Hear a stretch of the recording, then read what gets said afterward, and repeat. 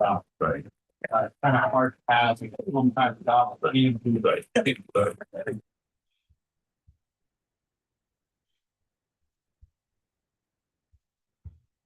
Are we supposed to have physically 4 people here, in order to have a quorum, minimum? The rest could be Zoom, but you have to have at least 4 physical people. Well, as nearly as I can tell, second class townships can't have fully virtual meetings, so I think you guys can go ahead and start. We can call the group to order. And pledge of allegiance.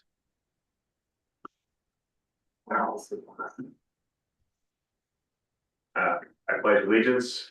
To the flag of the United States of America, and to the republic for which it stands, one nation, under God, indivisible, with liberty and justice for all. All righty.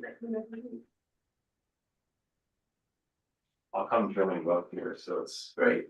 So Mitch, is Zoom. Ken, LaSure, Here, are you with us? yes. Okay, Ken LaSure. Mike, Lovacini? Present. Great.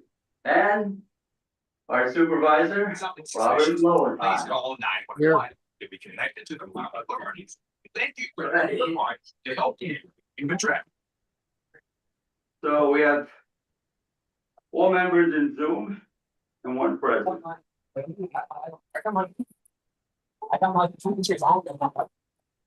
Hey Mitch, could you mute yourself when you're not speaking, because the background noise is pretty disruptive.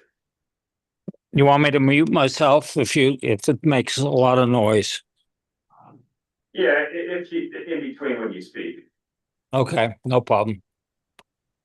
See if I can do that. Okay, announcements. Thanks, James. So yeah, the vacancy on the Environmental Advisory Council. Are you running this meeting? I'm just, somebody has to run the meeting. Yeah, but you're not a member of the meeting. Okay, do you want to hear the announcement or do you want to make the announcement? Okay, good. What is the announcement? There's a vacancy in the Environmental That's what I was Advisory gonna Council.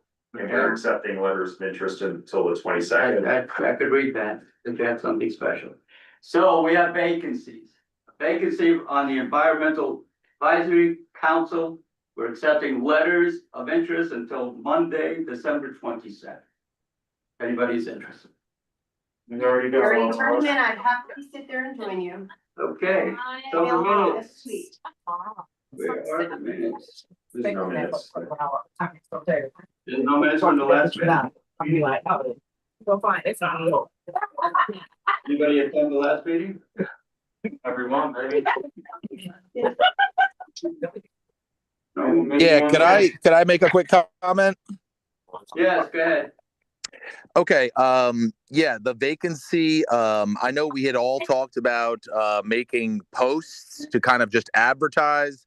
I made just 2 social media posts today via my stories, just so we're keeping accountability for everybody. I hope everybody else was able to somehow post just to get the word out. I do know that we have multiple letters received, so I just wanted to inquire about the total count on the letters received, and I think we should kind of commit to continuing to post until the deadline.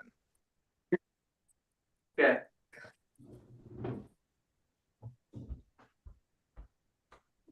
Terrific. Okay, so anything else? Anybody wanna, you got something? I would agree with what Mike said. Okay. Somebody has their, I have to say on the beach. Atlanta, Georgia is an hello? Who's ever out there, could you please mute yourself because you're getting a lot of background noise. Thank you. Okay, the new business. Information byproducts from using chlorine as a disinfectant. Does everybody have those notes? And anybody have anything they want to contribute about chlorine? you made this up, Alex. Can you give us a rundown? Yeah, sure. So at the last meeting, Mike had presented a letter from a water company, indicating that there were some, I believe it was the trihalomethanes, and there was a notice given out to local residents about those. And we had agreed that it would be a good idea for you guys to maybe talk a little bit more about what these are and what the alternatives are. In with respect to like wastewater treatment plants, since this was one of the topics that the Environmental Advisory Council had sort of pointed out as problematic with the East Stroudsburg wastewater plant.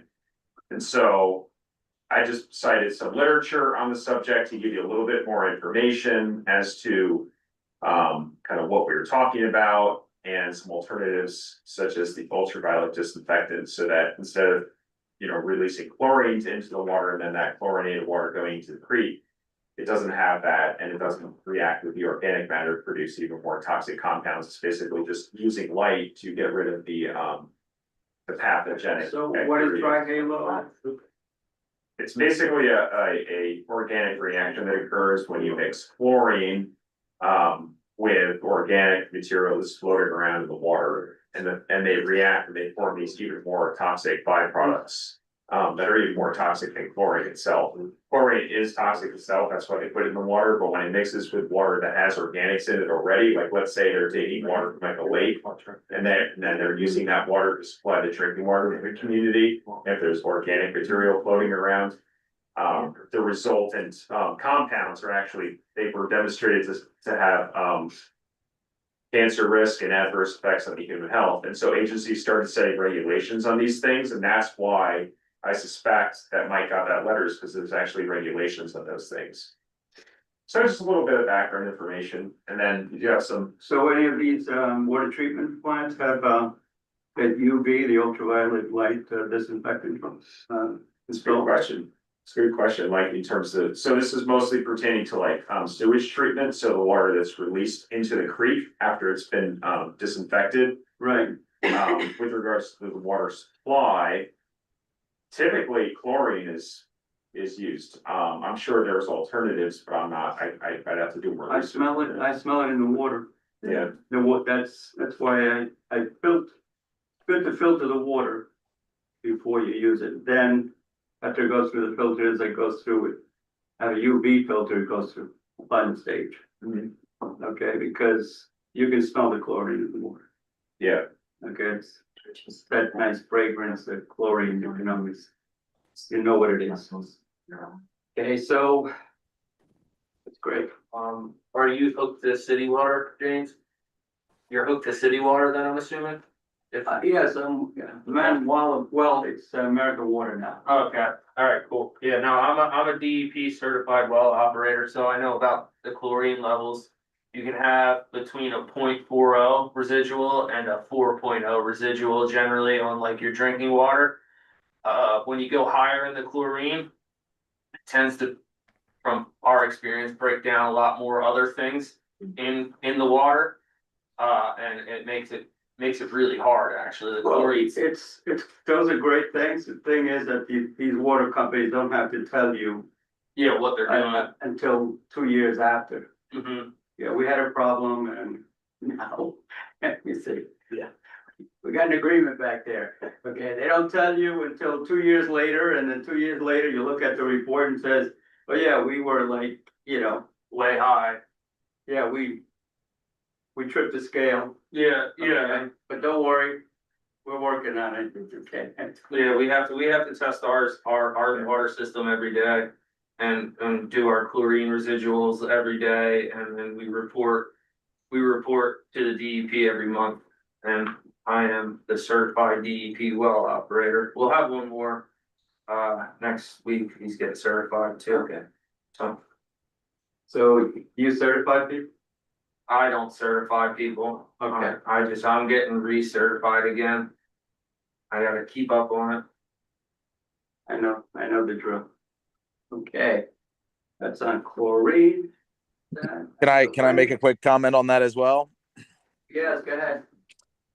Okay, so first of all, yeah, thank you, Alex, just for providing the council with information about the chlorine used as a disinfectant. I think it's an educational point. You know, it was something that obviously alarmed me as a physician. You know, you see a letter that obviously talks about liver damage, optical nerve damage, cancer, and obviously that raises alarm bells. But our job is to be stewards of the information, and ultimately, you know, obviously there are multiple different ways to disinfect water. We've talked about the UV light. We've talked about the chlorine. We mentioned that in the past that this was something that was brought up for the East Stroudsburg borough and the wastewater treatment plant and their renewal of a licensure or application or something like that. I think it is an educational point. Just based on the information that Alex provided to the council, I already learned, you know, significant things. A couple of Google searches as well will go a long way. Zach, I want to thank you. There's probably a lot of information right here in the audience about, you know, if you're a well, you know, regulator, or if you're a certified well operator, you probably know more about this than I do, and that is, you know, that's fair. So I think it's an educational point for the community. We did have a conversation with Todd about, you know, the idea of having a well water supply versus the city or the town, or excuse me, the borough water supply. I'm still learning about that as well. But it is a relevant talking point, I think, for ongoing discussion in terms of, you know, what the wastewater treatment plant decides to do. And for those of us all on the city town water supply as opposed to well, it obviously is a matter of concern for everyone. So again, I'll stake my claim on the fact that if I'm on an environmental council and we don't discuss tap water, drinking water quality, then we're missing the mark. So I appreciate, Alex, what you provided to us. Zach, any knowledge you have, we welcome it. And I just wanted to bring that up. Thank you. Anybody else have anything? Ken? I'm sorry. Robert? No, thank you. Okay, who is this? Okay. Can you identify yourself? Oh, I'm Katie Makovsky. Sorry I couldn't make it there tonight. I was just gonna reiterate exactly what Michael just said. I think that was really nice. It is a talking point. I'd appreciate focusing more on those kind of things. That's all. Okay.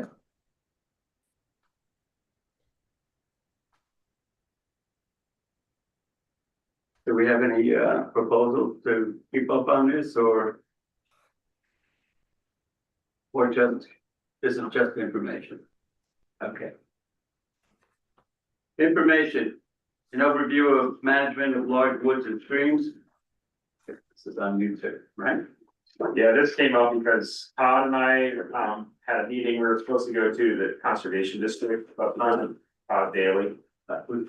Here's the guys, so they're right there. Okay, at the end. Yeah, I mean, that never happened, so he got called to work, so I figured I'd just give you all a scientific article that provides a pretty good analysis of this topic. And I don't know if everyone had a chance to read it, but it's interesting to learn about how, you know, historically the rivers across the United States had significantly more wood in all of the streams. And also there's several pages of documentation explaining the benefits. It's not great for the ecosystem to not have wood in the creeks. You know, there's been a lot of changes. They even the article goes over how there was actually an effort to remove all the wood prior to the 20th century. So, you know, by the turn of the 20th century, there wasn't really much wood left in most of the creeks. That's not a good thing. No, not for the ecosystem. It's good for commerce, not great for the ecosystem. So That's probably why they cleared it. yeah, Okay, so they don't use rivers for as much anymore correct. for transport or Correct. moving goods back and forth. Yeah, exactly. And because they also deforested the entire state, that also sort of Which state?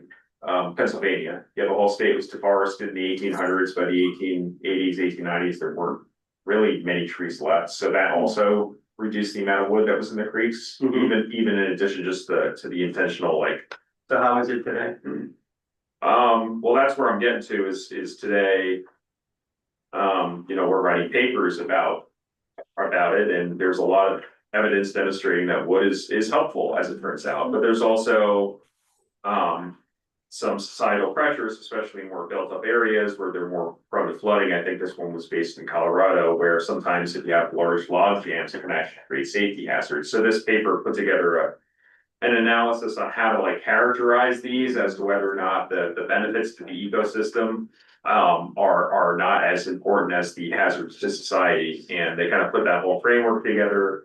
So it's a really interesting overview. I just thought it might be interesting for the council to read through it. If you need some, bedtime material, want to learn about the ecosystems. And So identifying flood areas is a start to make sure that you don't have accumulation of down trees, wood.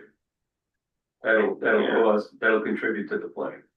yeah, I'd say you kind of want to look at it from a ecological standpoint too, try to look at it, these little creeks that we have around here benefit tremendously from wood because it helps kind of retain more pools. It helps prevent erosion, sedimentation, and it provides habitat for macroinvertebrates, fish, amphibians, and it helps kind of create more less drain. The channels become more windy. These creeks around here in Monroe County benefit tremendously from wood. And it was sort of an educational point to demonstrate that. Because I think Todd had said something about how, maybe we should think about whether or not we want to have the wood in the creek, and whether or not, I think he said something about like maybe we should think about even removing it. Around where he lives over on Fawn Road, right?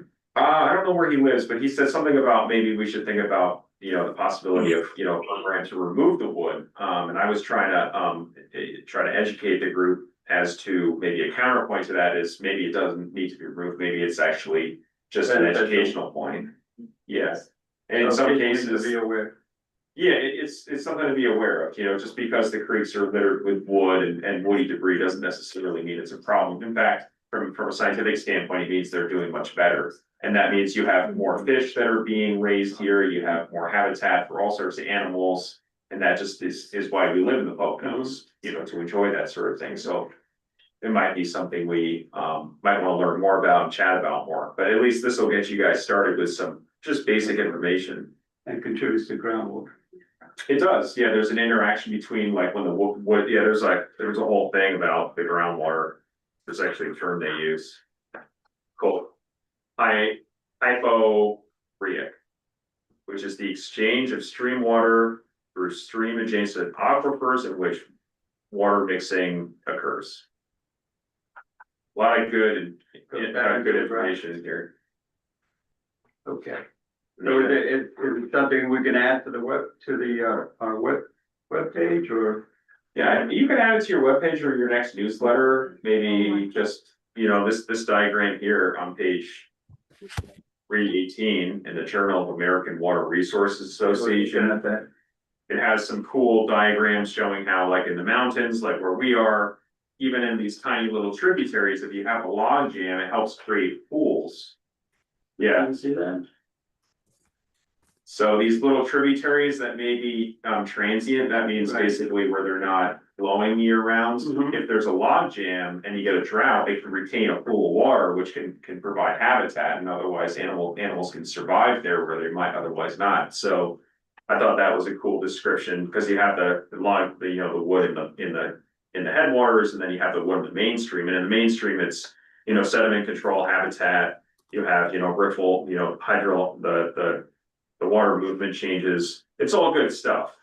It is a little bit disruptive for recreation, and when there's flooding, it can become hazardous. They can become projectiles, and so it's complex. It's a complex situation.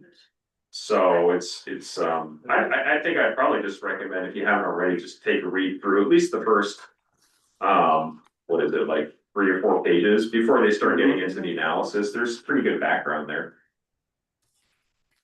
And this is the Journal of what? The Journal of American Water Resources Association. Okay, I see it there. Yeah, this paper was cited. This journal was cited from a Penn State article talking about the benefits of wood in the creeks, but I didn't think it was sufficient to just copy and paste the Penn State. I figured I'd just give you the source material because it's much more detailed. Yeah. There is a pond on Mount Nebo. I don't know if you've Yeah. ever been up there. Yeah. Just above the old mill, the Mhm. little mill down the stream of that. And when that pond is low, water is low in the surrounding area. So the wells are probably low. Mhm. It's true. So that's probably why you don't have enough water there.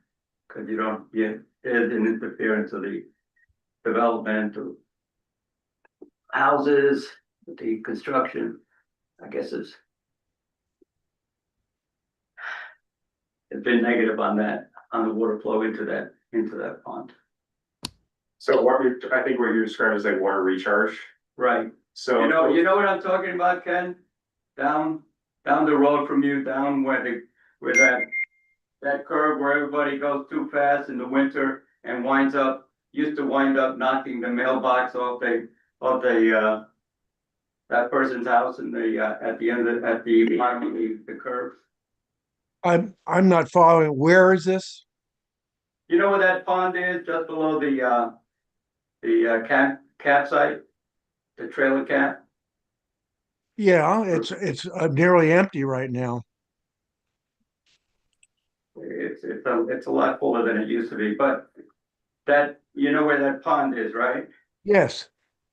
It's always, when we got a lot of rainwater, that's always full. But when we don't have enough rain, that pond goes down to barely nothing. Have you noticed that? Well, I didn't put two and two together, but I just noticed that it ebbs, it goes up and down. Right, but there's very little, this year, there's been very little water, even with the snow that we've had this year. I think that's Well, kind of we're across the in whole near drought township. conditions right now in Monroe County. Oh, yeah, we are.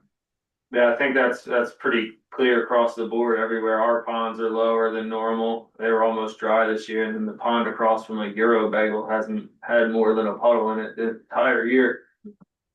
And up until last month, it was bone dry until we just got all this rain. So I think it's kind of a whole area across here. It's not winter, but it feels like winter. You sure about that? It's not winter, but it feels like winter. Yeah. We still got a few more days officially, okay? So then you never know, it could turn around and Yeah, it's supposed to be warm tomorrow. Excited. might get nice and warm and the utility companies won't be making all that money. But they're predicting very cold winter anyway. Yeah. Okay. You've got that. Can I just make a quick comment about that as well? Yes, go ahead. Okay, so again, thank you, Alex, just for providing us the information. For anyone on looking, when you get into higher academia, you see a lot of these journals, a lot of studies. They can be very confusing. There can be a lot of academic language. The key point is to essentially look at the abstract, look at the key terms, and then ultimately, if there's a lot of the one Alex provided, there's actually a lot of very good diagrams. I think diagrams are always helpful for people who are visual learners. And then every academic article provides a conclusion. Every academic article provides concluding remarks. And ultimately, if you can't, seem to sift through the article with your own educational background, that's okay, because you can look at the concluding remarks and you can still participate in the discussion. So I think Alex's, background here by providing this is extremely useful. And ultimately, I think this is what this is about. Providing educational areas for all of us to kind of grow. And, as a township, we can kind of be stewards of our land together, and ultimately shared knowledge will prevail. And so I actually, again, just want to say thank you for providing this, but also, encourage anybody who wants to bring these types of articles to the meetings, highly beneficial. Because again, we can all kind of learn together. And then ultimately, I will say one thing, as a physician one more time, is that ultimately studies have extreme amounts of benefits, they also have limitations. And so it's just important when we all cite information to just kind of acknowledge that. So anybody, I'm going to do a little bit more digging over the winter break on some of these environmental articles, things that I can genuinely bring to the table in good faith and just as an educational aspect to our council. And ultimately, we all take different things away from articles as well. I've been in many round tables where, you know, there's 5 or 10 different voices and everybody's kind of bringing something different. We all read the same article, but we all brought something different or gained something different from that article. So I would, again, encourage everyone to look these things up and bring them to the table. And then recognize that we could all take something differently from them as well, and then recognize their benefits and also their limitations. So, again, one more time, I know I'm probably doing this too many times, but hats off to Alex and just our team here for just providing some literature we can all learn from. But again, I encourage anybody, this is all public information. A lot of this stuff is Googleable. Certain databases have more or less information, but ultimately we can share that information as a team and benefit from it. Thank you, Mike. Okay. Now to old business. Alex? The hike, Yes. the township put together a Mount Mincy hike flyer. James, Yep. pretty self-explanatory. Yes. We have a cool QR code sign up. We're gonna create a Facebook event, I guess, next week and do a full launch. Put it in the James newsletter. So I'm pretty excited. I think it came out pretty well. Yeah. And we look forward to seeing, you and everybody else, you're all welcome to come hike Mount Mincy. Doesn't really ever get old. Hello, can somebody mute themselves, please? Yeah, So that's pretty much- I want to talk, but I had a problem getting my phone to allow me to open my microphone. So can you hear me okay? Yes. Yep. Okay, so ahead. I just want to make a comment about the educational items and, you know, raising our level of awareness. I think the real purpose in doing that is that we look at those items and we say what can be done within Smithfield Township to improve our environment. And it's great to have a lot of knowledge, but the real purpose in all of that is to bring actionable items that the EAC can promote within Smithfield Township. And that's was just my comment on all that. Point well taken. Well, So we have, yes, here's something we could promote. go ahead, Robert. I read this magazine. I recommend it to everybody. It's called Resource Recycling. And if you just go online, look up that, you can subscribe. It's free. It's the magazine of the recycling industry.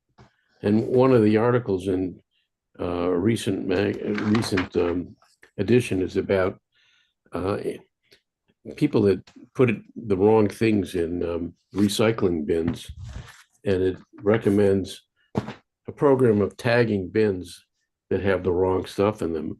And I think that plus maybe circulating a list of what the right things are would be very helpful. I know among my neighbors, there's always a debate.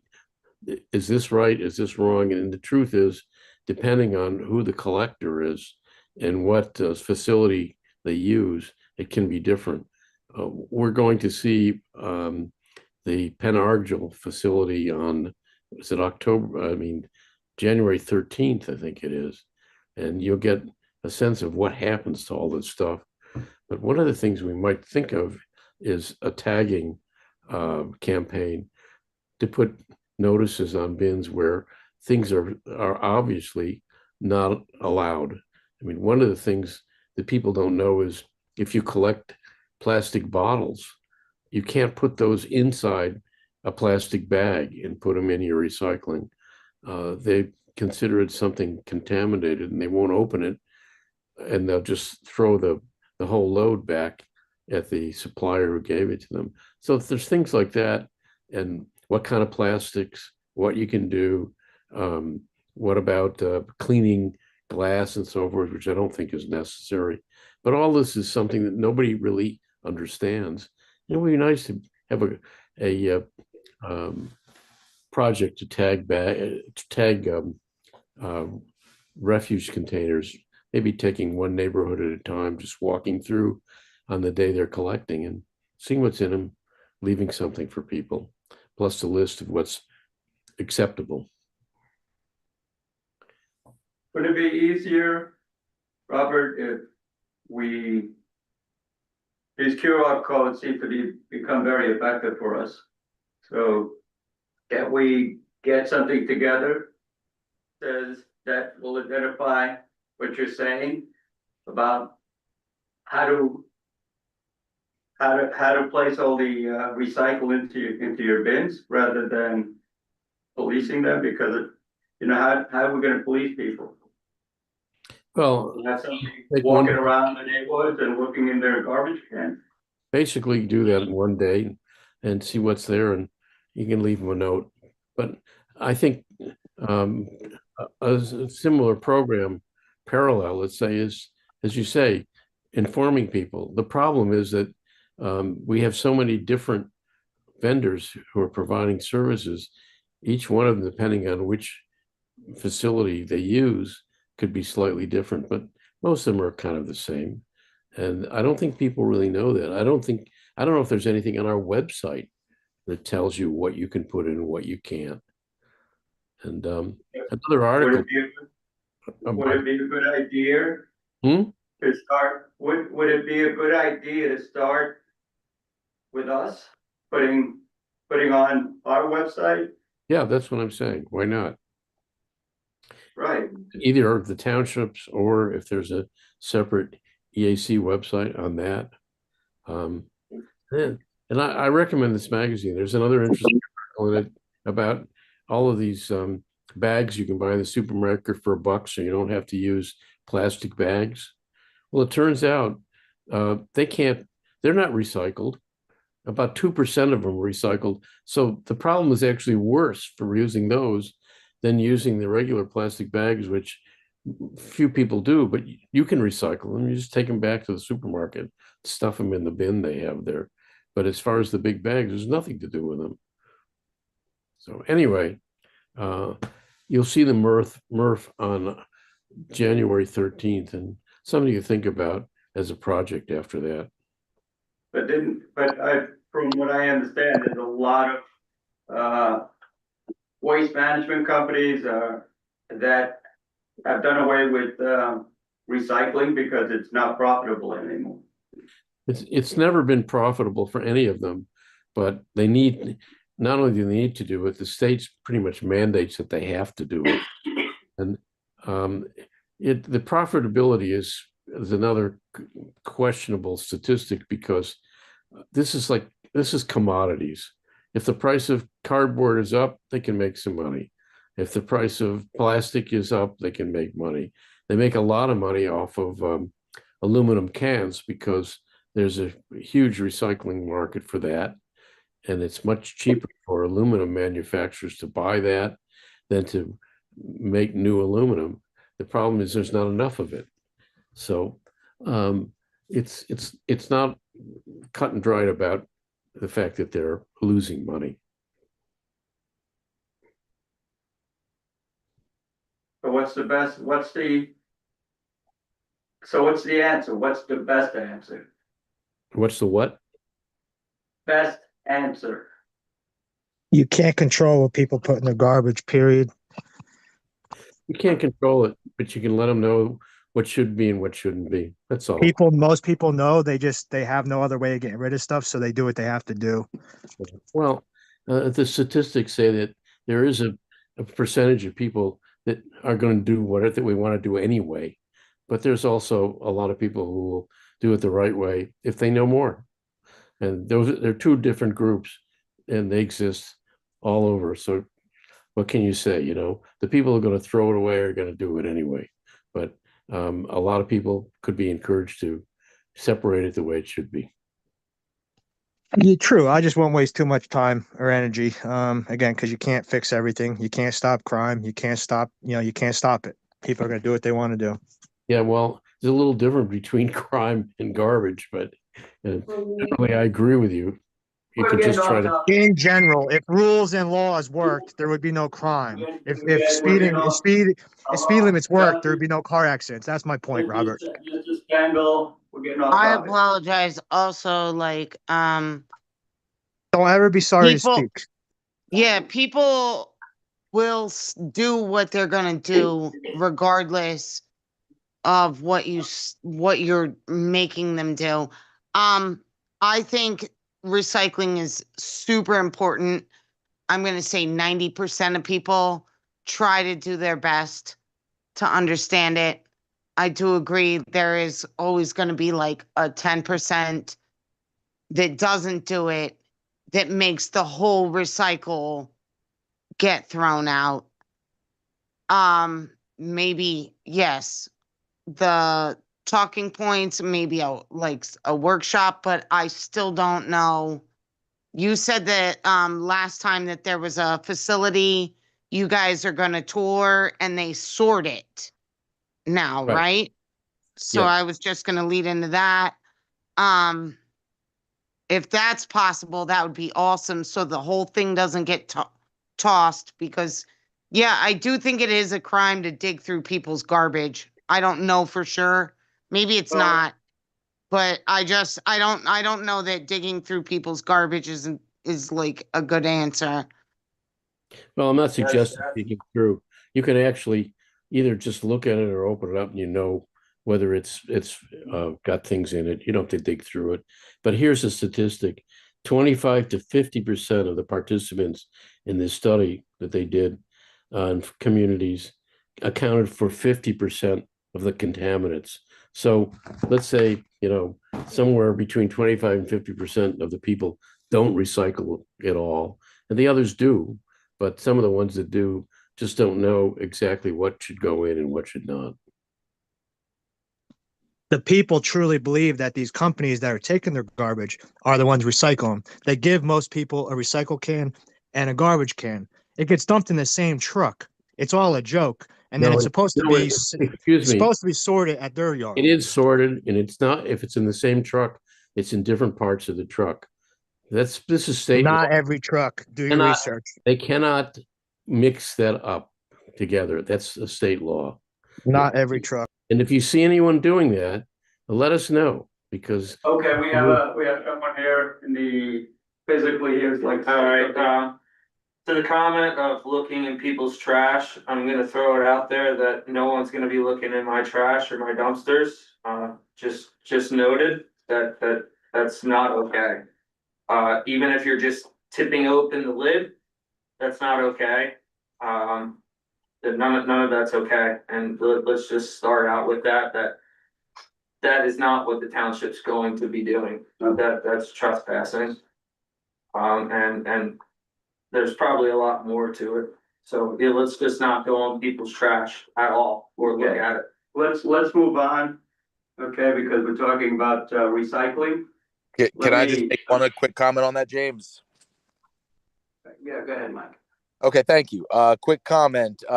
Again, yeah, I think this is actually exactly what the councils are supposed to be doing.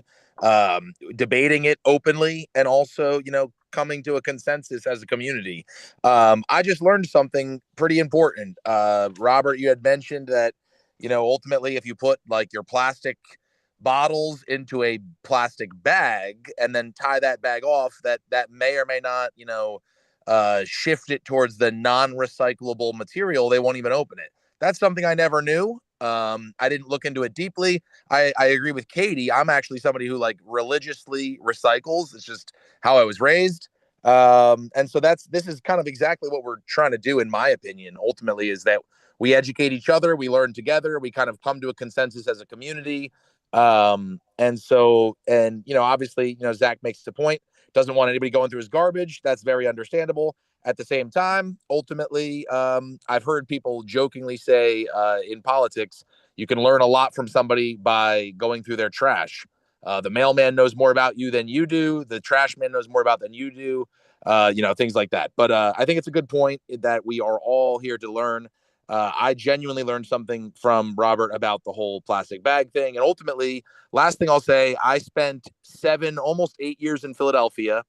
Philadelphia prided itself on recycling. And then at some point during the pandemic, Philadelphia as a city was shipping all of their recyclables to China. China was buying them. Robert, you make the point, it was a commodities market. So they're basically buying the recyclable materials at a cheaper cost than it takes to, withdraw that material from the earth or purchase it elsewhere. But since China stopped buying those recyclables, the city of Philadelphia decided, well, we have nowhere to put them. It costs us money to redistribute them or get them out of the city. And so essentially they just incinerated them. And I don't know the status now in 2025, but I know between 2020 and 2024, as far as I'm aware, Philadelphia was incinerating all of the recyclables. And that includes, like they described, like our Justin and several people in the audience, I believe, had mentioned that there's two different cans, right? There's a trash can and a recycling can. And yet the city of Philadelphia was coming through and picking them up separately at separate times with separate vehicles, despite the council more or less mandating that they were incinerated. And so again, it does kind of go back to the shared responsibility between the council members and the constituents, the residents, to kind of educate ourselves and which companies are clearly recycling. I'm actually very, very much looking forward to this tour of the MRF. If it's got state-of-the-art technology, I'm more than happy to learn about it. And ultimately, it does kind of, require all of us to learn and educate together, because there might be certain companies that are, there might be certain companies that aren't. But I know that was a big global shift as well. Maybe not specific to Smithfield Township, but ultimately that recycling may or may not be actually recycled. And that is something, it's an educational point. And I think I know Eric, our chair, has made a point to want to do a lot of educational content. This is like the perfect opportunity. Again, we don't need to go in deep into it, but just something to be said.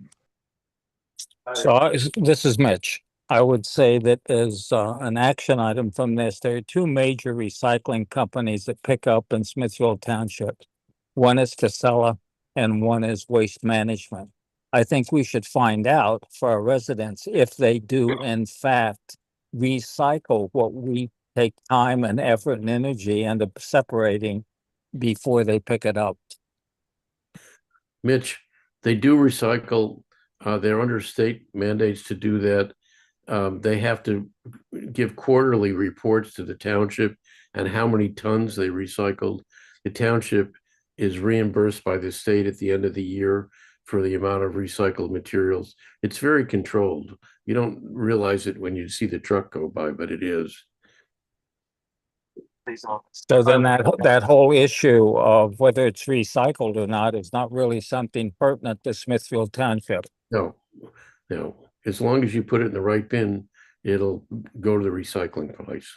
From our last visit to the Penn Argyle recycling facility, I noticed that all the waste management companies bring all their garbage, their trash to this facility. Okay, so every one of them in that area all come and bring all that trash, and they dump it into that recycling, that area. From what they told us is that they take that trash and they have a recycling building on site where they separate the trash. I guess they must do it in bulk, because all the trash that gets picked out of my container, it's all in one container. So everything, I cut up all my cardboard, I put it in the bin, my garbage goes in the bin. Okay, so if they're recycling that cardboard after all the trash is piled up, I don't know. You'll see. Okay, but You'll see that's it. the way they. That was my Yeah. point, Robert. See what he just said? That was my point. What's your point? Not every truck separates it right there. They're supposed to do it at their facility. No, they separate the garbage bin from the recycling bin. Everything that goes in the recycling bin, they then take to the facility in Penargil.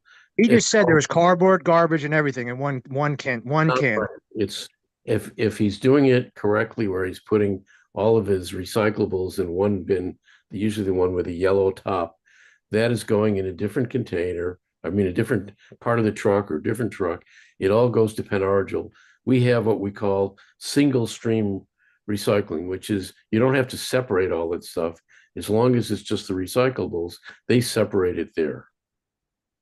And that's what the committee will see on the 13th. It's very high tech, and it's spectrographic separation, air separation, robotic separation. It's pretty amazing how it's evolved over the last 10 years. What's interesting about that facility is that they take the methane from the trash sites and they pipe it to a generation room, a generator, which generates electricity for the whole facility. They use it to run their trucks too. Yes. So we use waste management. We got 5 big dumpsters. We have one that's separated for cardboard recycling. The people actually do a really good job of like keeping it separated. I commend them for it. But the same truck comes in and dumps it right into the same bin. Just like Justin's saying, it's all going in the same bin.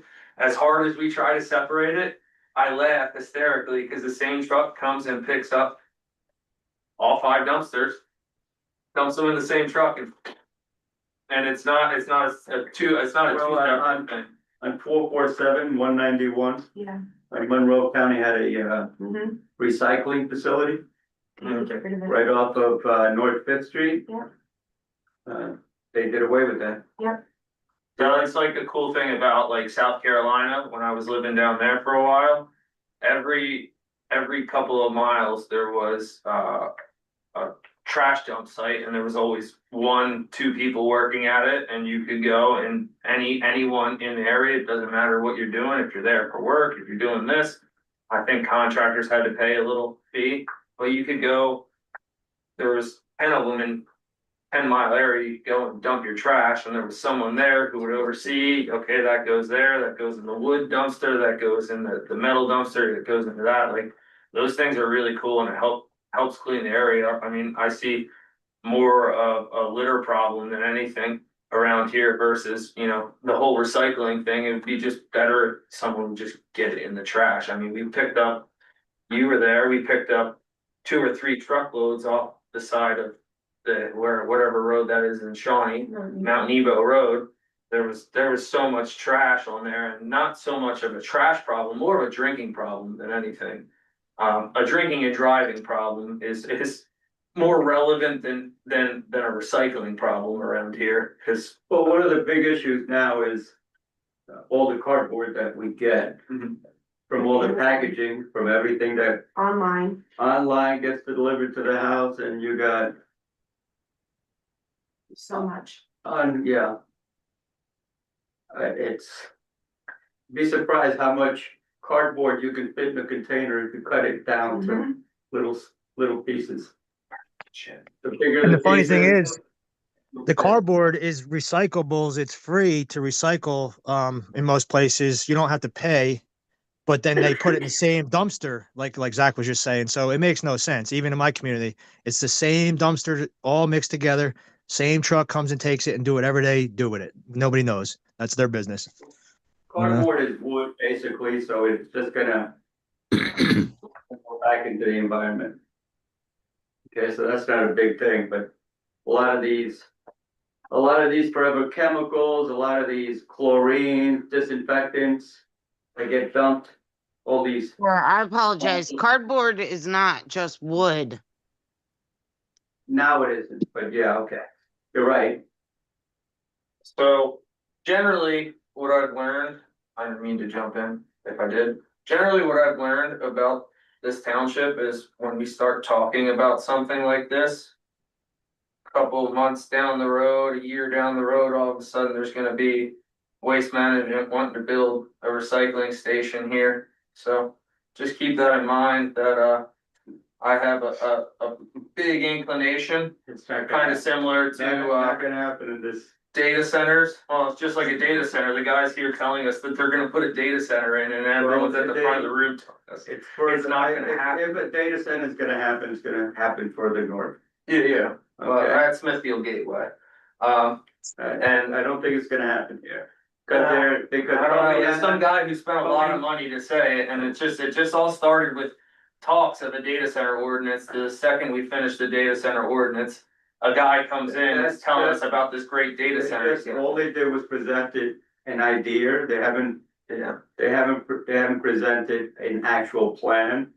Okay, with somebody who's actually going to build it. Okay, so. They're working on that stage next. They're working on that next. We were in the planning meeting just like we were.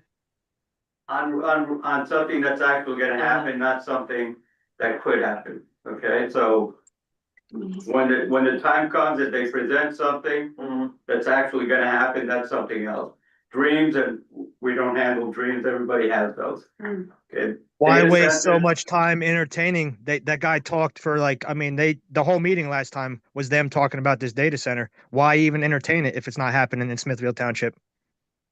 They're just presenting it. Okay? Yeah, well, Back I mean, back not about back data nine centers, people, I'm they just have saying- 5 minutes, 3 minutes to talk. Those I people was were able gonna to talk say as the long same as they thing. wanted. We can't present anything, but he was up there for like an hour. Yeah, And, well, and you guys won't even listen to us. So what should we believe, that they're coming or they're not coming? Because you We won't don't- listen to us for 3 minutes, but you have you to- will give him an hour? Who is this? That's Katie. Katie, okay, data centers take huge amounts of land. They need huge amounts of land. The big thing is north of us, because yesterday, Toby Hanna had an emergency meeting. People had to run up to the township because they have over 500 acres that they're concerned about becoming data center. Smithfield, Understand that, but I'm talking about the Smithfield Gateway and the planning meeting that you were in. And Well, when you it's- sat up yeah. there and entertained this guy for over an hour, if I can recollect but I'm not properly. I'm not the So, chairman. no, I But understand that, but you guys did entertain him for that long. And most of the time, you won't give us more than 3 to 5 minutes, if that.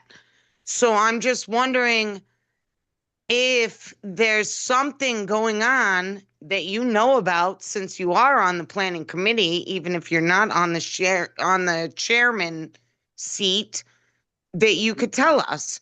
Because it seems to me you're in the other meeting, you're working with these people, same as you, Robert, and I'm sorry to call you out like this. You're with the supervisors and also in these meetings, but things are not getting cross-connected. You're, Katie, you're learning what we're learning right when you come to the Zoom. You're gonna see it happen. You're gonna hear it happen just because you're on Zoom. Okay, you're attending the meeting. So when those things are presented and you're on Zoom and you're listening to a planning commission meeting, or you're listening to to supervisors meeting, or an EIC meeting, you're learning exactly what's going on when it's happening. Okay, so we don't know what's gonna happen. We find out, I can tell you that there's a process that we find out there's going to be a meeting scheduled with whatever is going to happen. Okay, we get a day, two in advance. We can see what it's about, just like these that we got on notes on chlorine, the agenda. Okay, and then what happens at the meeting, that's something else. So they have to go through a process in order to present their work so that they can build, or we present all these documentation so we can discuss what needs to be done. We listen to what you have to say. Jim, Okay, Jim, in most meetings, you don't get the opportunity to say what you're saying now. We don't limit, Jim. what you say. Yes, Robert. um, just admit this, you're not the chairman of the planning commission. This thing went I on. am not. It was one of the most boring presentations I've ever heard. I couldn't believe it kept going on like that. Because, of course, because they have to, lull you into a state of hopelessness, or, get you into thinking that they're presenting something worthwhile when they haven't presented anything. But Okay, all they said to us, why were they allowed to keep going and going and going if you guys don't want a data center? it isn't, they're presenting, they have a right to present, okay? Again, but Just Robert was there. It was very boring. I can't believe they kept going on and on, It but he is. allowed it. They allowed it. You're right, it's very boring. They presented, what they told us is, we're thinking about doing something. Okay, we kept asking them, who's going to build it? Well, we don't have anybody to build it, we just want you to know that we'd like to build it. Okay, so what was told to them was that when you have someone that's going to build it, then come and present. I'm sorry to interrupt. They have someone to build it. They just don't have an end zone person yet. They don't know what kind of data center. No, But we heard from several people who are willing to build it. they don't have anybody who's going to pay for it. Okay. That's And right. as far as I'm concerned, that presentation should have been 10 minutes and like out the door. Right. But I don't run the meeting, okay, the chairman allowed them to present what they presented, and that's the chairman right to do that, not mine, so. It was boring, as far as I'm concerned, all they presented was a dream. They didn't present anything tangible. They had nobody that was gonna build it, so it doesn't make any difference.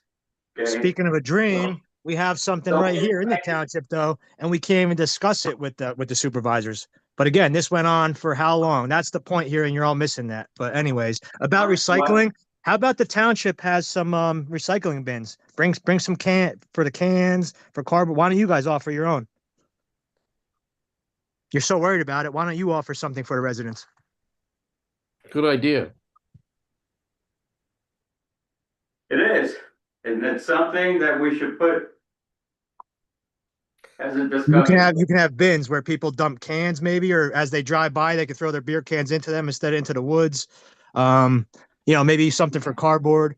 There's options, but you can't control what people put in their garbage. You cannot go on private property and look into their garbage, period. And let the garbage companies do their job. That's not your job. Can I say something quickly on that as well?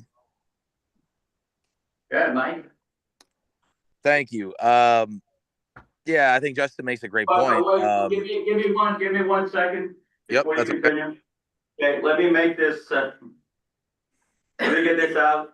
Okay, there is a William Penn Argyle Materials Recycling Facilities Tour on Tuesday, January 13th, 2026.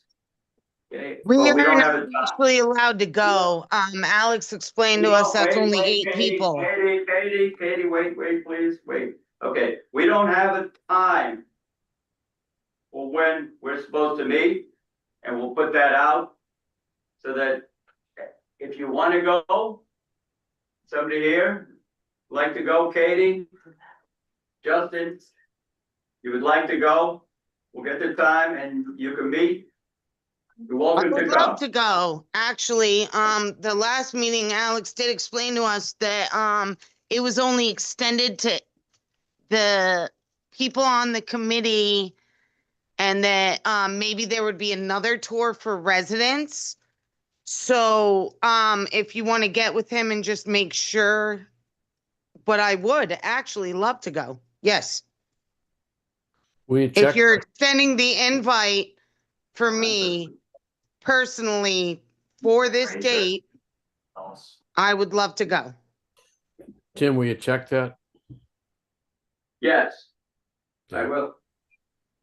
Okay, I just have one question or comment. yes, So I was following along with what you said, and I do believe that gentleman was just presenting his dream and his vision for what he was hoping to do a joint venture that he has invested a lot of time into. It seemed like kind of a last ditch effort to do something there. Mhm. But I did hear, and I could have been wrong, it kind of caught my attention when he said that it seemed very tangible when he threw out a number. He said he invested $100,000 to do some sort of something to prepare or to present for them. Like in order to go to these folks, I have already specifically invested X amount of money to present to a data center. So it seems like he would be hip to know that if this wasn't something fruitful, he wouldn't have invested all of that money specifically for a data center. So I did hear him say that. I could be wrong when you're saying like he was just presenting this idea for a very lengthy time. It seemed a little bit more tangible when he was investing so much money specifically for that type of a thing. Wouldn't you agree with like the testing and these like regulations and like all the footwork? It seemed more tangible to me than a dream when he threw out that number. tangible as if he was presenting Yeah, with the people who were actually going to build it, okay, okay? yeah, it just. I always go with believe half of what you, Mm-hmm, okay, fair enough. Okay, It just don't caught my believe eye it. when he was saying those numbers. It's I like, don't wow, believe that's, it. Don't believe everything you hear and okay, believe half of what you see. fair enough, Okay, so until they come in yeah, and they say, look, we put the paperwork in, we got everything. The engineers looked at it, yeah. they did all their paperwork, we're here to get this thing And rolling. even though like it was boring, I did learn a lot. I learned a lot, so I'm sorry that everyone was bored. If this is a thing of the future, it is enough for like, at least we were here That's with open probably, ears. that's probably why, Yeah, they allowed it, that's right, because this way we know exactly right, how they're going to build something like correct. And this. we learned a lot of facts about the sound testing. And we learned a lot of facts about the water. And we learned a lot of facts that kind of cross over into That all the other beautiful, areas. that beautiful electric Yep. substation, Yep. smack in the middle of 209, Mm. okay? But the landscaping, he's Welcome, gonna spend a lot. welcome on to it. Smithfield Township. But we can't get a sign, Look- no sign. Look at this beautiful substation, Mhm. okay? Yep, still waiting on that sign. Who was it that wanted the sign? Mitch? We all want a sign. Why can't we have one?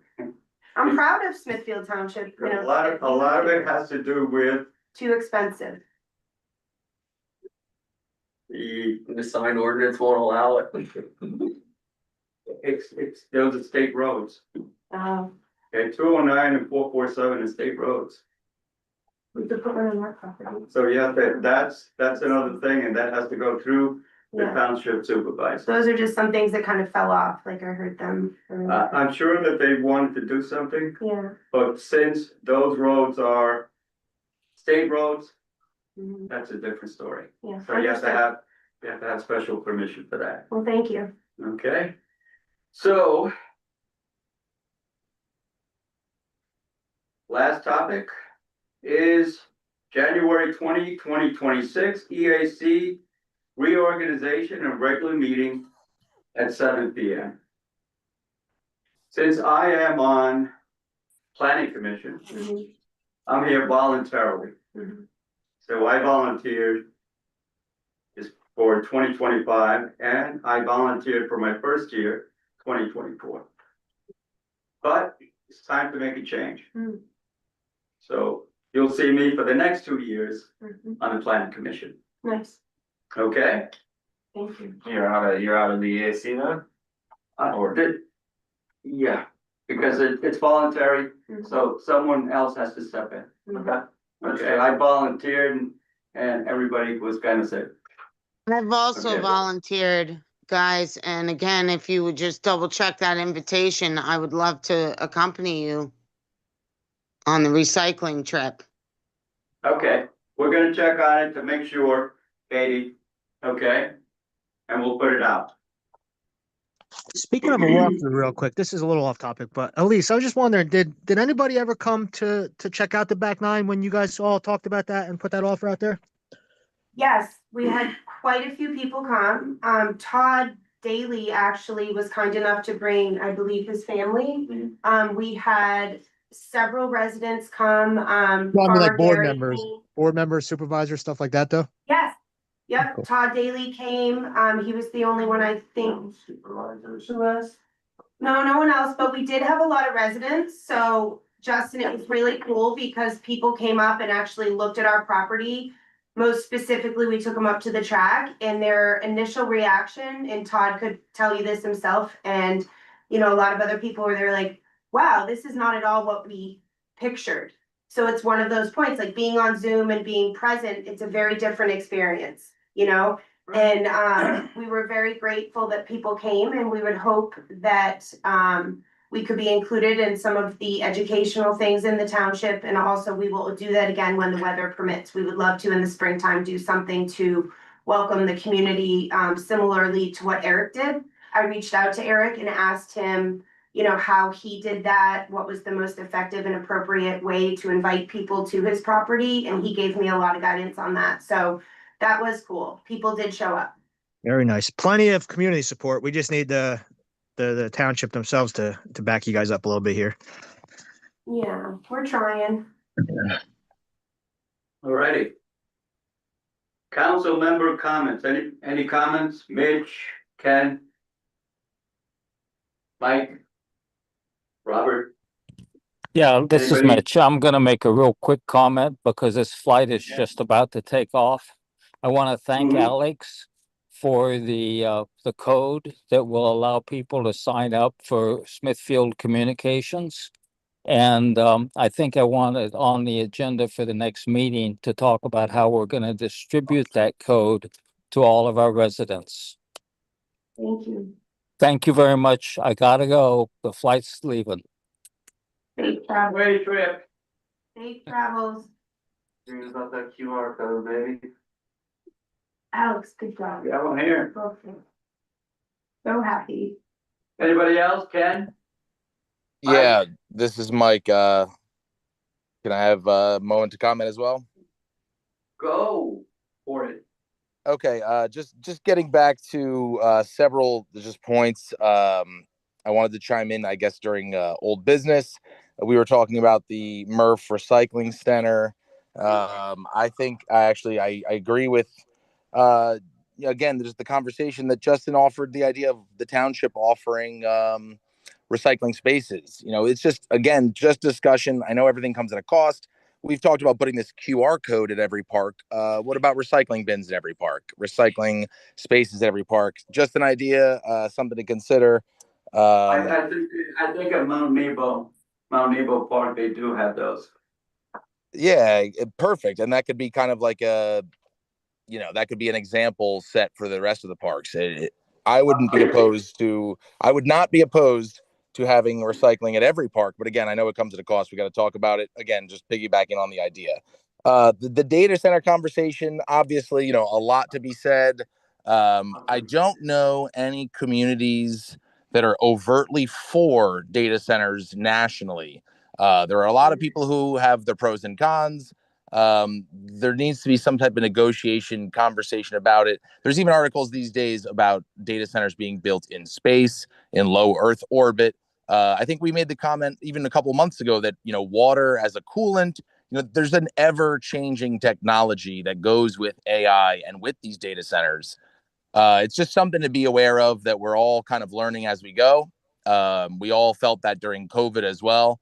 The science evolved, the knowledge evolved, the response evolved. A lot of mistakes made, a lot of lessons learned, but ultimately, I think the same thing should be said for the data center conversation. So that's just my 2 cents on that. I'll summarize it. Recycling, I talked about. Data centers, I talked about. Again, I apologize. I'm doing this on the road. And Mitch, yeah, agreed about the QR codes. More than happy to distribute those. And also, I would like to again just confirm from the council members that we're all going to try and post the advertisement about the not the data center, excuse me, the Environmental Advisory Council vacancy. Just because, again, accepting letters, I've reviewed a couple. I know we have several applicants. It's important to be involved in the community. I would encourage everybody's voice. So recycling, data centers, and the vacancy on the council. James, we thank you for your service. We know the reorganization is happening in 2026. And Godspeed. God bless. Happy holidays. Yes. Thank you. Thank you. Does the, we, can the EIC post on the events, Facebook events? Yep, that's what they're gonna do. They're gonna make a Facebook event for that, and there's gonna be a Mount Nebo hike on the 28th of March. Those will be on Facebook, and we'll put them in the newsletter and try to get more reach that way. Okay, you think we can set up something so the public can go to, St. Archel? And we can talk to them, see if they work out. Oh, the NRL thing, so there's a cap of like 6 people. So, there's 7 of us. So like, we can't accommodate anything else. There's a strict limit. Right, I get that. Can we talk to them, make it, see if they'll accommodate, people from the public? I mean, I can call and ask, and then they'll probably give me information. I can email it to Katie if she's interested. Yeah, honestly, Would that be okay with you, Katie? Yeah, Katie? like if you don't have the 7 people, maybe like people that wanna go could take a spot, just like. I when would people don't- appreciate that. Yes. Alex, So- if they'll only take 8, why don't you figure out how to do 2 tours? Just call Adrian. She'll probably. Yeah. See, maybe there's other people in the community that would be involved. Yeah. You know, if you could. If The more- not, I understand, but No, the more people that see this, the more people understand how it works. I think that's great. That would be a way to educate the public on how things are done in the community. So Alex, you're gonna look into that? You're gonna ask and then get back to somebody? Yeah, I have Katie's email, I believe. yes, So you have my email and my phone number and my address. Also on my letter of interest, which I did print out just in case Julia didn't forward it and hand it directly to you. So you should have all my information. Yeah, I can definitely, I can call the facility. So we did it through the waste authority. So I can always call the waste authority, ask them, try to get more information, and see if we can, like Robert said, see if we can set up a tour just for the residents and see what they're willing to do. I can at least get you information. You really don't want somebody that you don't like residents, do you? Call Mike Statler, see if he can do it. But also Adrian. Do you know Adrian down there? Adrian Force, who runs the information. Yeah, I'll call Okay, them. one of Yeah, you. I don't know Adrian personally, but I can ask for Adrian. No, we know her. We'll figure it. Okay. Whoever answers the phone, ask them if you can take a couple residents with you. It's not that difficult. No, Justin, come on. There's a protocol, so that's what we're No, following. everybody, we ask simple questions and we don't get simple answers from you guys, just like the supervisors. It's a bunch of bullshit. Here's a simple answer. Alex is looking into it. Yeah, she's gonna And- call, period. That's it. End of discussion. Thank you. Have you provided your email? I don't Have want to you go anywhere provided- with you guys. I have So what do you- provided my email and my address and my phone number. I recycle Okay. my own. I don't need your assistance. And I do, when I can burn, I burn. I have a wood stove. I mulch and recycle. There are a lot of things that are missing in this township, including if you even look at what Robert said about if there's trash like a plastic bag in the recycling, they throw the whole recycling out. So that was also another point. Last time in the meeting, you guys did explain that they sort it, and I would love to see that process because it would make me, as a resident, feel better, and I could also pass it along. We do test our water here regularly.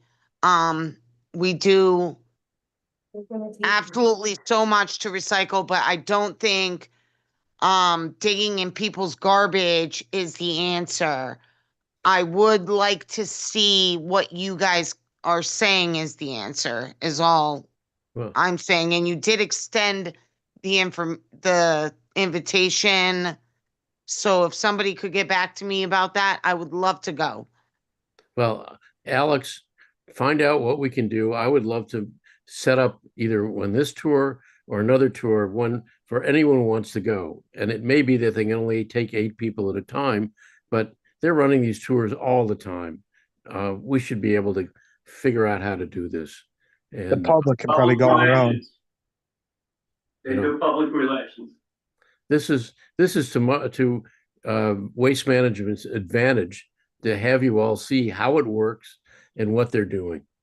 This is, public relations. So I don't think there's going to be a problem. We'll figure it out. All righty then. I call, does we have anybody else have any comments? I would just like to say, Yes. Lisa, I've been to a lot of meetings, and I don't think I've been to a single meeting that Alex has not been present, which I think that is something I'm grateful for, the people actually coming here, and you've done a phenomenal job, you're always here. But also I wanted to thank you for your service in your volunteer position, because when I started bringing my children here with a genuine desire to teach them, because Eric speaks all the time about how our purpose here is to educate, and we get off on these tangents.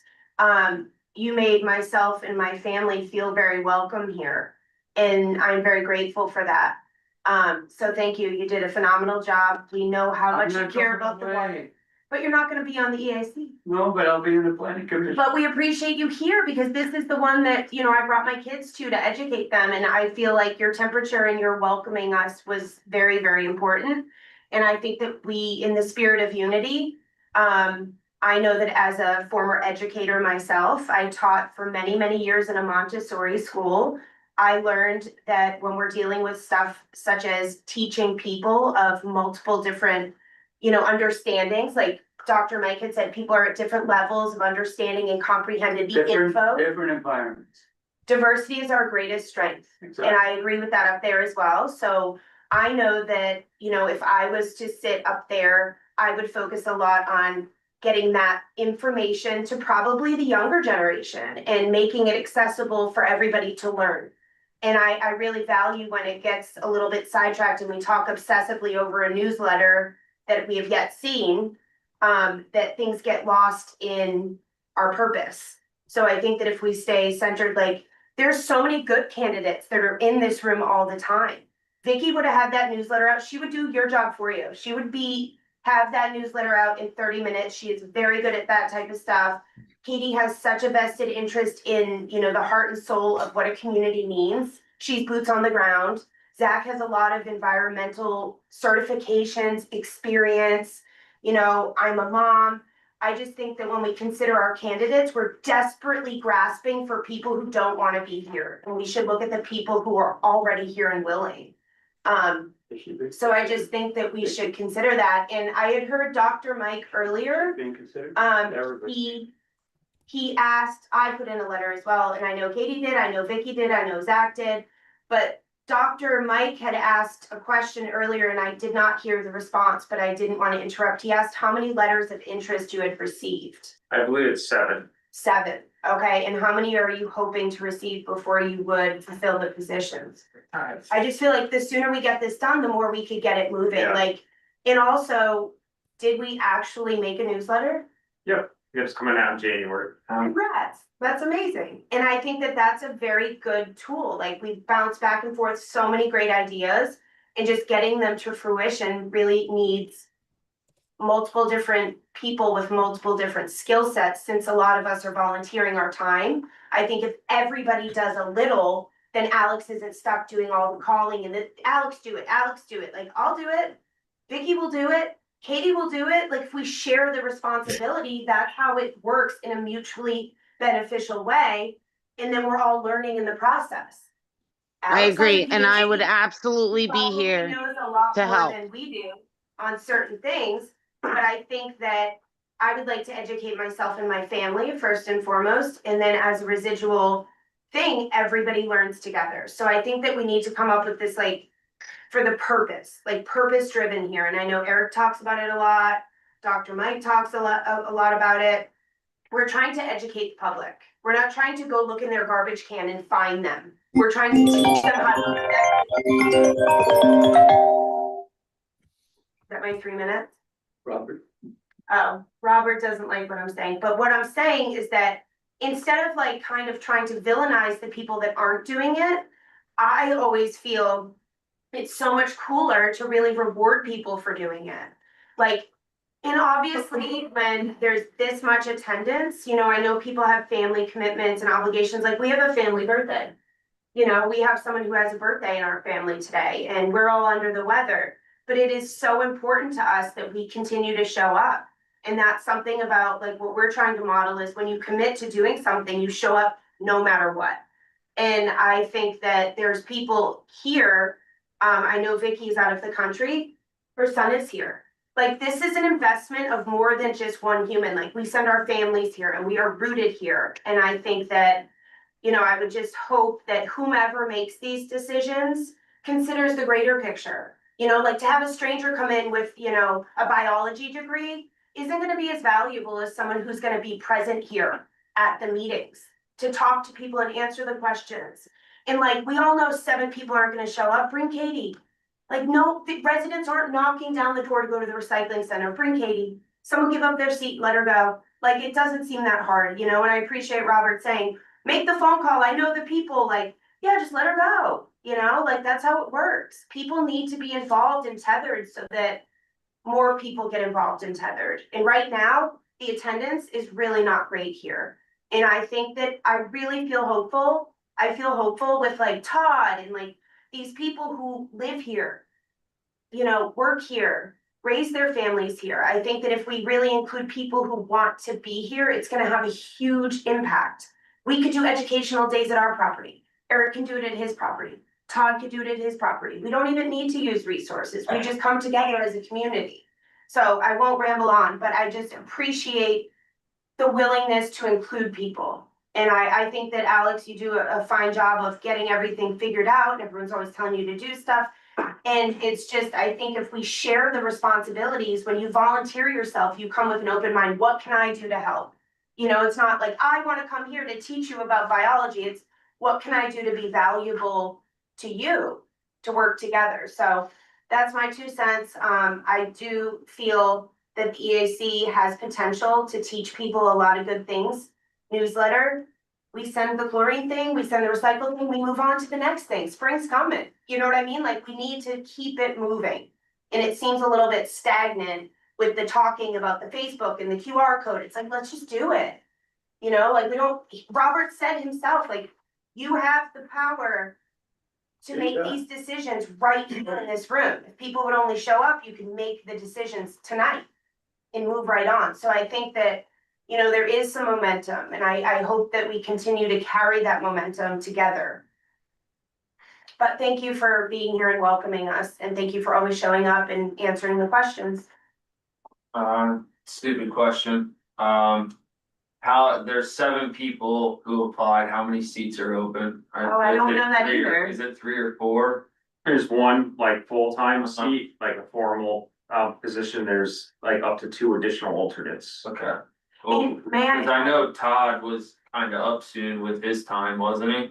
Or Yeah, I think he should stay on. I think he's really good. Oh, I'm sure he will. Yeah, I don't think that's gonna be, I don't think that's in question. But that's kind of what they're looking at is 3, Okay. potentially as many as 3. Okay, cool. At minimum 1, as many as 3. And then there's also, as James said, we need to find someone on the planning commission. And I'm sure, that'll come up in January and, someone can pick, or then maybe they won't pick anybody. So it's just a question of who's gonna be. It's a volunteer. Yeah, and like, I remember when Dr. Mike appeared, he was here, in the public format, and then the next week he was up there. Like, how did that happen? I do remember when he appeared, as you said, but it was quite a bit longer than, it was actually, I remember him even saying something about, the duration. He's been coming for 2 years. I think he's very valuable. I think. Yeah, Dr. Yeah, but I didn't know, like, there was no, like, submit letters and, like, open to anyone. It just seemed that the spot just got filled, and I didn't know what the protocol, like, He's been coming since 2024. he's very valuable, but the people, like, who makes the decision and based on what? The supervisors, the board, Overall, yeah. yeah, We just make recommendations. Okay, the three supervisors will make a decision based on the applications. and there's one full position and 2 alternates? It's up to them if they want to appoint the alternates or not, but there is definitely at least that one, and then there's also, as I said, the planning commission member, so. So like, if we were a little bit more organized and people said like, hey, I know I have a commitment on this day, I'm flying somewhere, would an alternate be asked to come and fill that spot? They would be here anyway, they would just kind of, like, the alternates are Welcome basically. here, Like a jury, like an alternate jury, yeah, so they're Exactly, present here when everyone's attending as well. right. Okay, and then what are the requirements as far as the duties in attendance? Like, you could attend virtually, like we saw Robert do for the supervisors for almost 10 months, like we could do that position via Zoom, or is it required by the position that you attend a certain amount and then you get asked to? Extenuating circumstances, but Sunshine Act mandates that we have a quorum, Okay, actually physically here. No, here. it's not physically. So just- what is our quorum tonight? There's only 2 of us present. No, there's no requirement for second class townships to have physical, as long as there's two-way communication, which we established, then you can have a quorum virtually and in person. And was that something that developed through COVID, or has that always Is been? that, with that, That's a good question. that in writing? Yeah, I would like to know about that. I didn't find it. Okay, I mean, we can send you an email or something, but that, just to clarify, it's not a Sunshine Act thing where everyone has to be in person. That Sunshine Act said. Again, I'm not a lawyer, but you can go to the supervisor meetings tomorrow, you can ask Ron, maybe the supervisor, I mean, I don't know what to tell you. Yeah, I spoke with Ron. Yeah, I'm not your solicitor. Yeah. Okay. I'm just Some curious. townships, if they don't show up for like 3 times in a row, they get kicked off. You have to show up in person sometimes. You can't just do it from home all the time. Like, there should be some kind of rule there. I don't think we have a rule like that. Yeah, that's up to the board of supervisors, but you guys do what you want when you want. The rule with the Sunshine Act is that we have to have let's say, public display of the meeting. In other words, we could all be on Zoom, but there has to be a television set somewhere that's accessible to the public where everybody can see the meeting. But we don't have to be there. You should have to be there, period. You're getting paid. $2,500 a year. And as for the volunteer position, you have 7 applicants and only a couple positions, but how many are you waiting for? What are you looking for? Why none of them are qualified? What are you waiting for to pick one? Oh, this is something that's done at the reorganization meeting after the first of the year. Yeah, the board members don't like, the supervisors probably don't like half the names on the list, so they're not going to pick one, right? No. Yeah. I won't comment because I'm going to leave it up to Michael and Jacob in a lot of ways, but I think. So on the board of supervisors. Excuse me, I think having alternates is a way of getting more people on. Yeah, it's up to the board of supervisors to pick who's going to be a volunteer next. So good luck. Some people take time to point things out. And it seems to me like you guys take your time to pick somebody who doesn't point stuff out. And that seems weird to me also. If you took a minute and look at the applicants here, Elisa, Zach, Vicky, me, and I'm putting me last, but I am saying that, like, you seem to not like people who challenge or question anything. And you're going to continue the length of time you're accepting applicants. You don't want to accept anybody who's actively involved. It seems weird to me, and I understand that you're gonna stay with the thing that you're not talking to the Board of Supervisors, but you're on the Board of Supervisors. And you are the crossway between. So I just don't understand, as Elisa said, what is the protocol? Well, the first thing, I'll Katie, chime in too whenever you have a second. the first thing is this. These are appointments for next year. So it's always done at the reorganization meeting at the beginning of the year. It can't be done before that because we're not appointing for now, we're appointing for next year. So that's when it's done. As far as who gets appointed, yes, it is up to the supervisors. I'm one of 3 votes. I can try to influence it for what I think, but finally, I'm up against 2 people, and it depends upon what they think too. So I can't comment beyond that, but there are differences of opinion that I have with the other supervisors on certain people who I'd like to push and how they feel. But, I'm one of 3 votes. That's all I can say.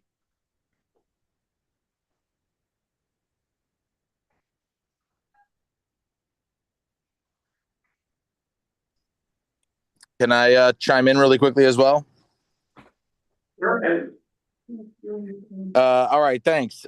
Yeah, so I just wanted to comment quickly about the vacancy.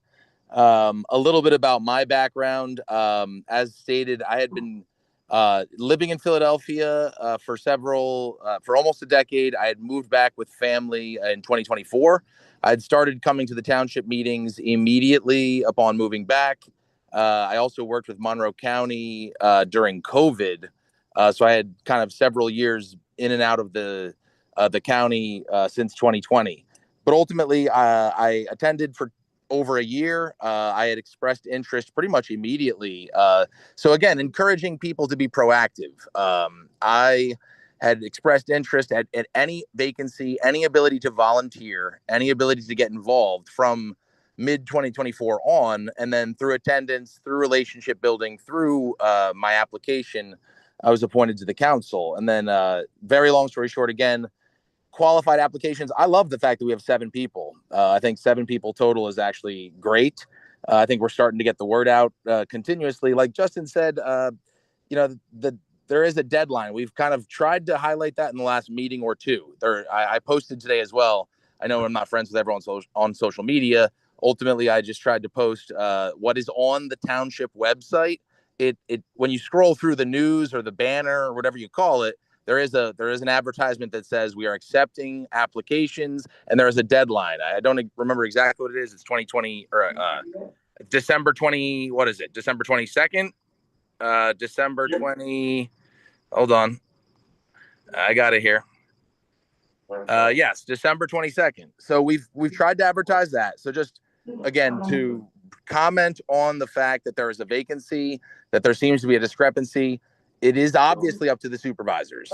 They are the people to talk to. The supervisors have the final say of who they appoint. That is how local government works.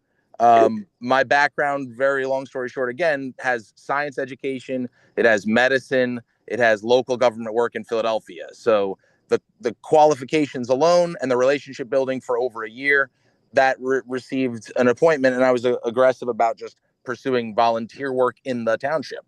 So again, 7 total applicants. I think it's good that we have it.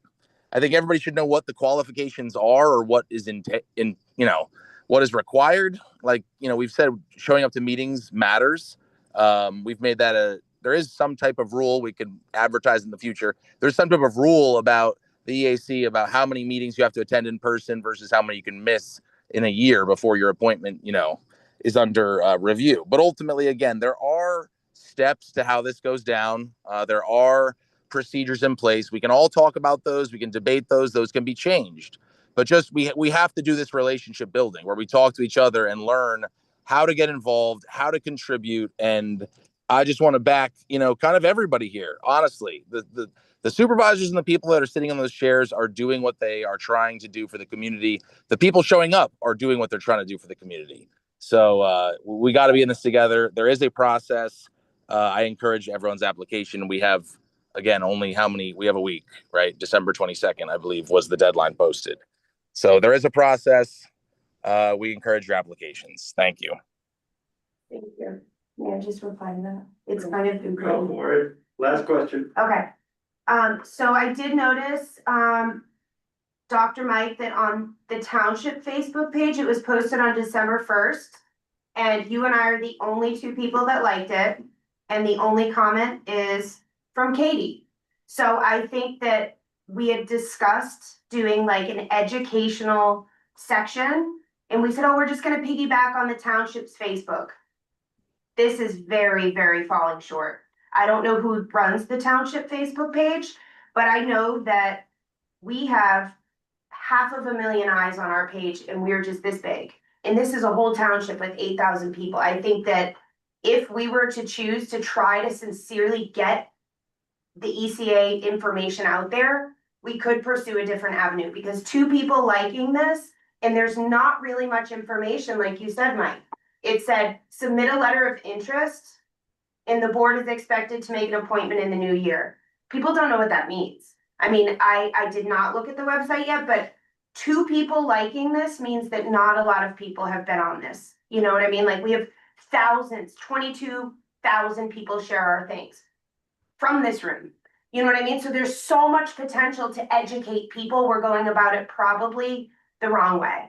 And I don't know who does the township Facebook page, the webmaster. The webmaster. Who is that currently? That I think is it's Jacob. applied. Yes, he is our township. he said We he pay did him not to do be the webmaster. Well, we either want to outsource this or possibly get someone to help him. Oh, it's one of the, I mean, that needs to be discussed, because you know what I'm saying? Like even all of this stuff, literally one person looking at it. That's just like, if we're truly, our intent and purpose is to get this information to people. I know that Mitch was big on it. Way to go on the QR code. It makes my heart happy that he's happy. Anything that anyone wants to do to get information out there is literally, every one of us has a phone. We could see it, it's free. It's free. We don't even have to pay someone to do it. A volunteer can do it. It's free. And I just think we're missing that audience very gravely with those numbers. Like it's almost embarrassing that you have two people and it's me and Mike. Like, who do you think is going to apply when no one knows? It's just kind of discouraging, but the good And news me. is, There was 3 people and me. oh, did you block me, Katie? It only says 2. We also announced it at every meeting, so I don't know how else we're I know, supposed to but get the word out. here. No one's here. It's just difficult. I feel like we're falling short in the social media or the webmastering, because this is something that I have had a very little bit of, experience with and did well with it quickly. So I know that this younger generation, I'm old and I am not very hip to the whole, all of these social platforms, but I know if someone dedicates a tiny bit of time, energy, and effort, they could be very valuable. And I know that these people sitting up here have a lot of hats to wear. And I think that, we need to ask for help, and that's why people are volunteering. So when there's people wanting to help, I think we just need to really look at who's willing to do the footwork. Because I think that Facebook thing that we talked about ad nauseum, about whether we're gonna have our own Facebook page or not, and the newsletter and this and that, in the meantime, we could have had this out there. True. It's just that township works in a different way than the public works. They have certain ways they have to do everything. Okay, where we could just throw stuff on on Facebook, Right, but it could be approved by the webmaster, but help is good. You know what I'm saying? Like, more people helping makes it easier, I think. Because this is falling short, in my opinion. It's almost like they don't want the people to be involved. I mean, look, you got an empty room. They want people to be Agree with involved. both of them. hold on, okay, we want people to be involved, we We want do. people to know what's going on.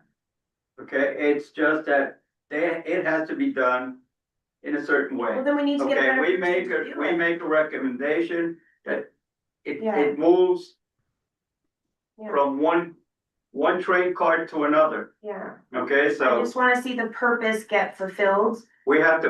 Can we make a recommendation for a new webmaster? Because I don't think that the information on anything is getting out there correctly. Well, Is there, do you know can I the, make Katie, can I make a suggestion? Okay, Supervisors. a lot of people don't understand, and this has been removed from their thinking. Mhm. Okay, but I'm gonna tell you that the way to get things done is for you and everybody else to pick up a pen Mhm. and write a letter. As old and as archaic that may sound, the only way to get government to move Certified. is by writing a letter. Okay, if you flood the township with letters about how you want something to get done, it'll get done. Complaining about it, Certified letter. okay? Always certified. We sent 300 letters of recommendation about the dirt bike track and all of them went right into the trash, it seems like. When you send a certified letter, okay, return receipt, it has to be responded, Mhm. okay? So the best way to get government to move is by letting them know in writing. Your frustration, I hear it, but it doesn't move the township. It has to be in writing. I apologize. I put in writing my right to know more than 5 days ago, and I've still not gotten a response on that. That's the Um, other thing is that government doesn't move as quickly as we want them to move, because if one person is doing wearing all the hats in the organization, it's gonna take that much longer. That's 30 business days. This township is not, a huge government, and the bigger the government gets, okay, the longer things take. Yeah, and I Yeah. know my experience, Katie, was that I believe Julia has about 7 business days to reply to it. In that 7 days, she could request 30 more days. So you'll usually get it in roughly under 2 months. Everyone I've ever submitted has been denied, but I will keep asking the questions. I did forget that I learned, so thank you for reminding us about the certified letter. That's a very good tool, and that's something that we maybe all should start incorporating. If we get our letters certified, then we can guarantee that the eyes are getting on them. Putting stuff on the internet. I and- appreciate I didn't know that either about the certified letters. Well, they can't deny receiving it, but it doesn't mean they're going to do anything about it. Right. It's called accountability, Mhm. okay?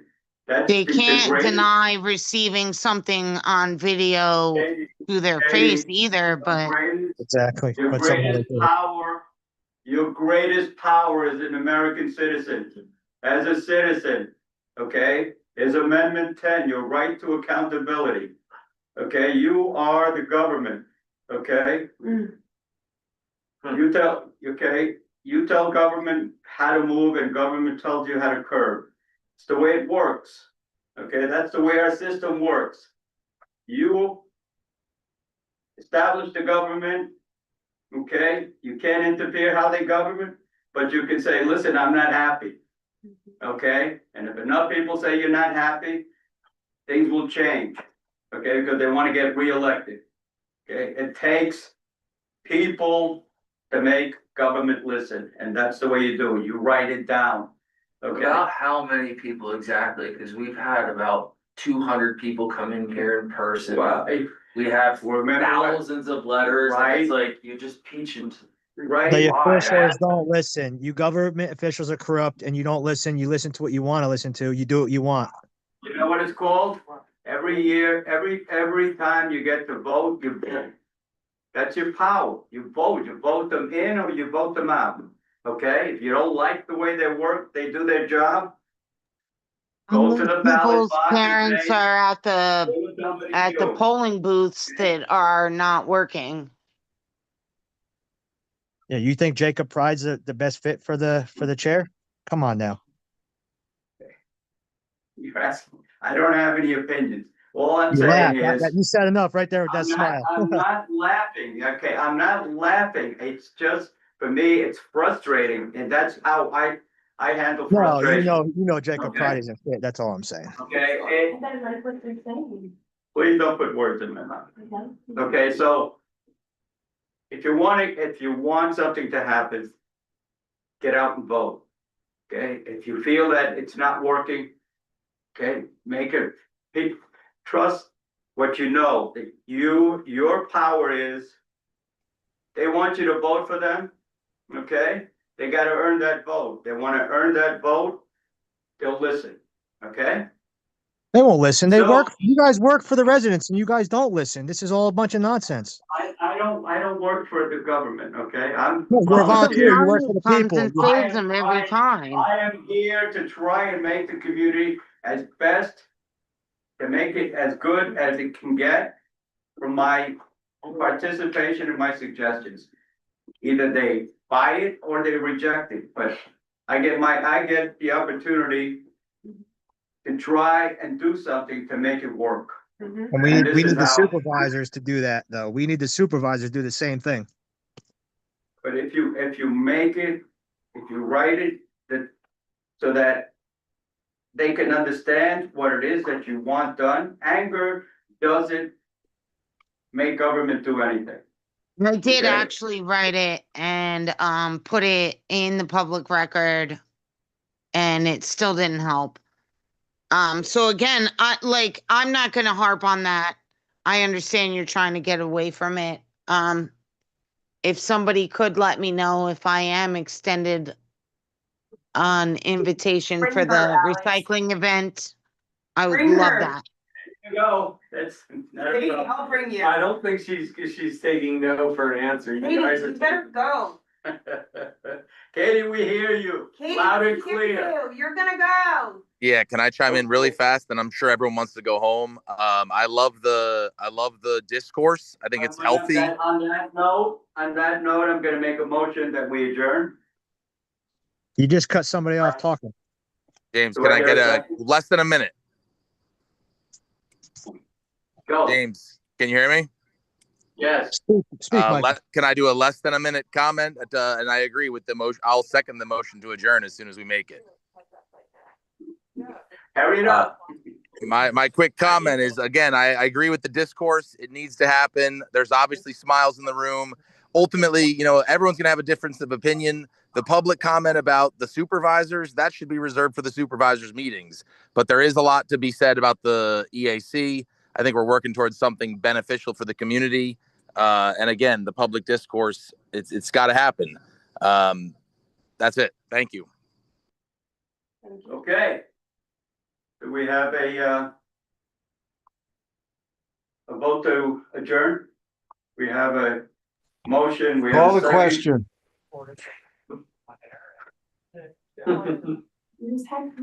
I just did, Ken. No one can second it. Call We the second question. The motion has been seconded to adjourn. All those You're in not gonna let the favor? man speak?